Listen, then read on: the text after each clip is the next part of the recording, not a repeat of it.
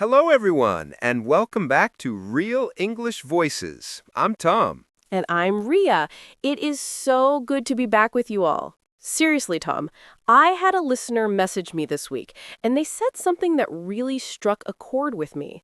They said, I know the textbook English, but when a native speaker just says, "What's up?" I freeze. I have no idea how to reply naturally.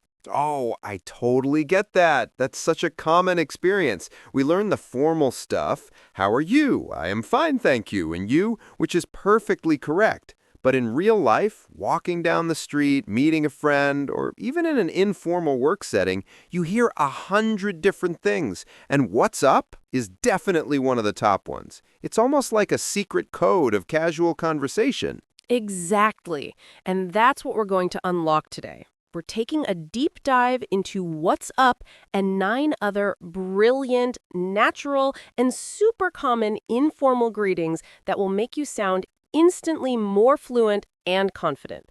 We want to give you the exact words to say back so you don't freeze up anymore. Let's start right there with what's up, or often shortened to sup. This is the ultimate casual greeting. It literally means what is happening or what new things are going on with you. But here is the key, Ria, and this is where people get stuck. Often, it's not really a question. It's just a way of saying hello.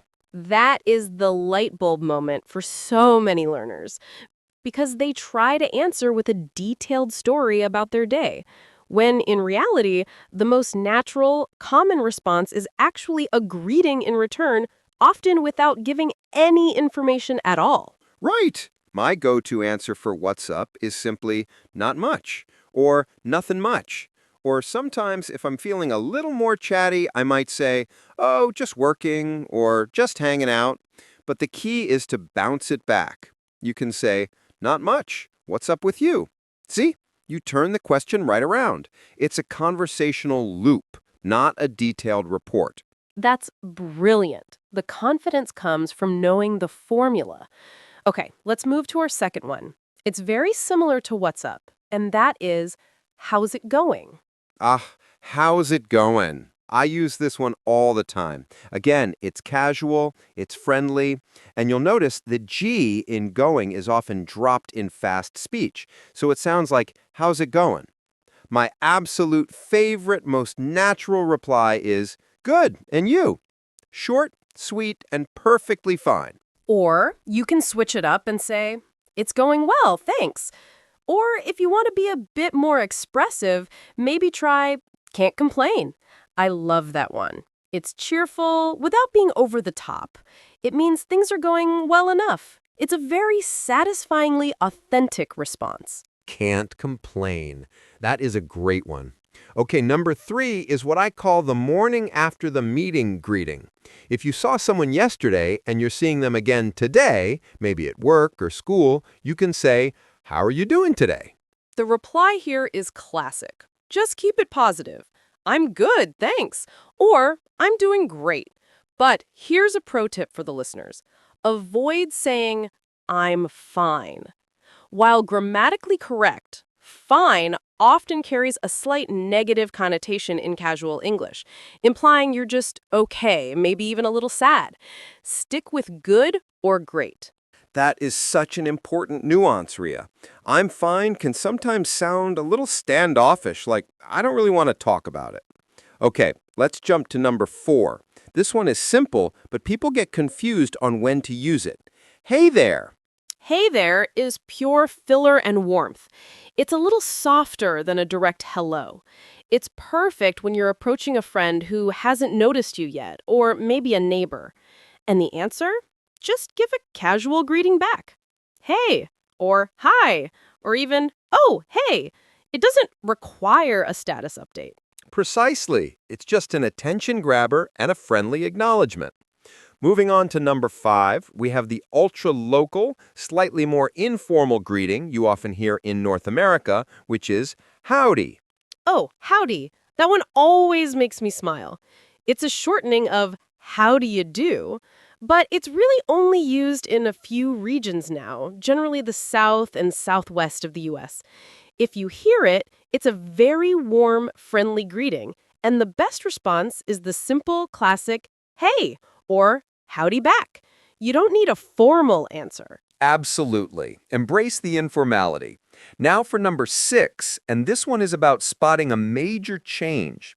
Let's say you haven't seen someone in a while, maybe a month or two. You wouldn't just say, "What's up?" You'd say, "What have you been up to?" Now, this one is a real question. It's an invitation to share a summary of your life since you last met. You can't just say, not much here, because they know you've been doing something for the past few weeks or months. You could say, I've been busy with work, but things are good. How about you? Or if you've done something exciting, I actually went on a trip last month. This is where you can share a brief, high-level update. That's a great distinction. The length of time since you last spoke really dictates the expected reply. Let's make it even more time-specific for number 7. If it's been a very long time, say a year or more, and you bump into a long-lost friend, you use the classic, "long time no see." Long time no see. That phrase is just pure joy and surprise. The perfect reply is to mirror that excitement. You can say, I know, it's great to see you, or tell me about it. How are things? It's a genuine moment of reconnection, so let your happiness show in your voice and the words you choose. I love that. Let your emotion dictate the tone. Okay, number 8 is a bit more playful and something you hear a lot in friend groups, especially among younger people. What's shaken? Oh, what's shaken? I haven't heard that one in a while, but it's definitely still around. It's a fun, quirky alternative to what's up? It's very relaxed. You don't need a witty reply. A simple, hey, nothing much, or the usual works perfectly. If you try to give a literal answer, you'll sound like a robot. Just accept it as a friendly wave. Exactly. No need to mention any seismic activity. The usual is always a safe and natural answer. Number 9 is one I hear often in the mornings, especially when people are still getting their coffee. You all right? This is a tricky one for learners because it sounds like the person is worried about you.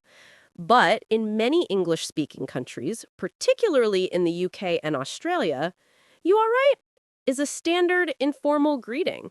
It's just another way of saying, hello, how are you?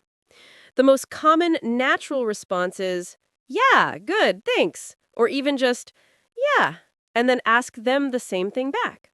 You all right? That's such a good point about the regional difference.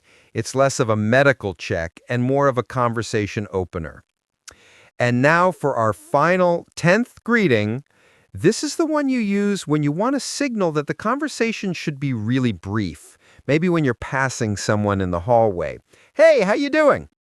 The key here is the speed of delivery. It's usually said quickly as you're walking past someone, almost a throwaway line. The expected reply is just as quick, maybe a good or a fine, with a slight smile, and you both keep moving. It's a quick acknowledgement of their presence. You are not expected to stop and chat. If you stop, you change the entire meaning of the greeting. That is the difference between a greeting and an actual conversation starter. The 10 greetings we've covered, what's up? How's it going? How you doing today? Hey there. Howdy. What have you been up to? Long time no see. What's shaken? You all right? And hey, how you doing? They all serve slightly different purposes, but they all share one thing. They are expressions of friendliness and connection. And here's the most important takeaway for every single person listening.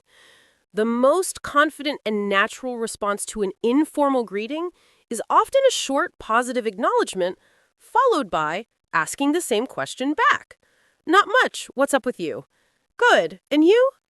Can't complain. How about yourself? Bouncing the question back shows engagement, and it keeps the ball in play without the pressure of giving a detailed life update. Exactly.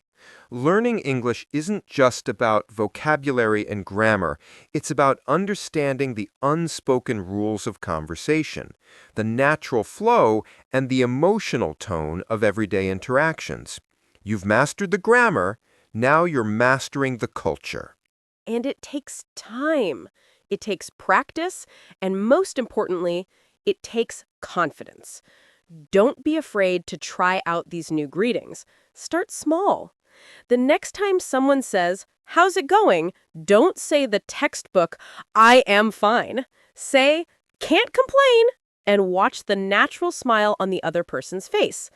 That feeling, that moment of natural connection is what true fluency is all about. That's right.